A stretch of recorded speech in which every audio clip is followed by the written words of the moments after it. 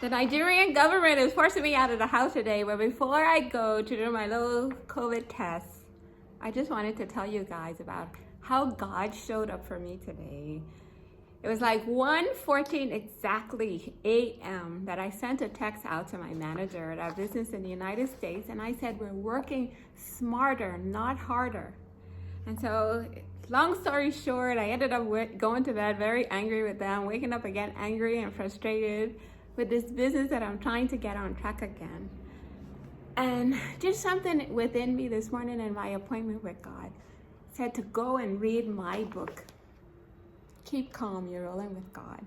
So God just told me in my spirit, Nick, go and get your book. So I went to my bathroom, got the book out.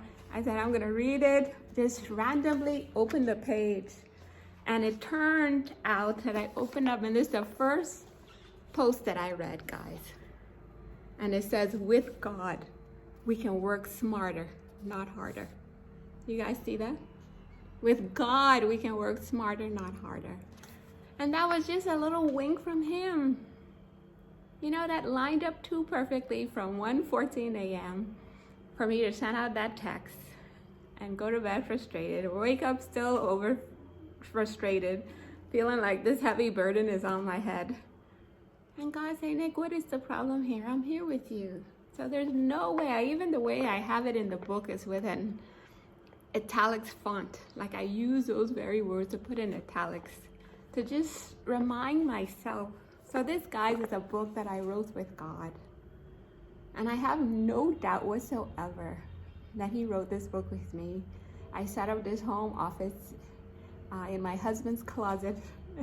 And I sat there for many, many hours proofreading and editing and working on this book with God in my spirit, nudging me for the words that he wanted me to put in that, nudging me where to put the italics, not knowing that years later I would need to read those italics. With God, we can work smarter, not harder.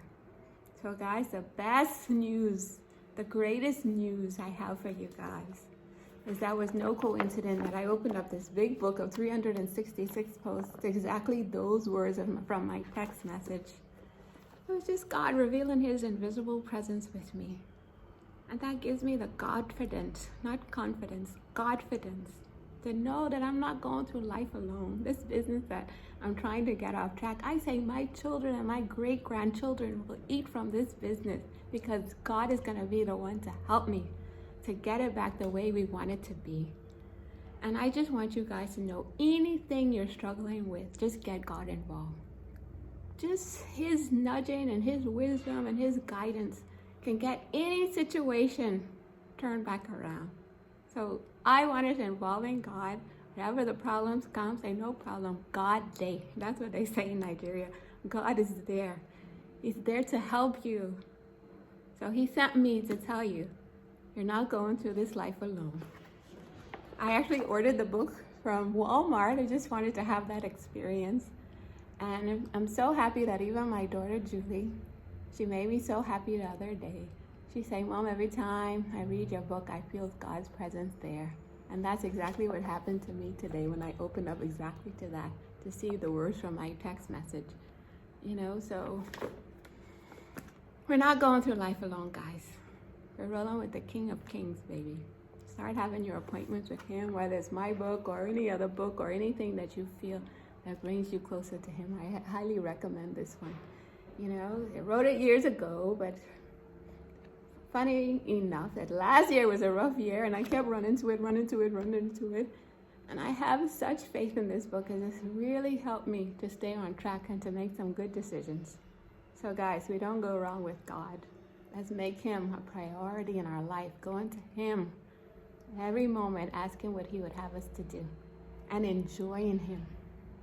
Okay? Let's live our best lives enjoying God. Peace.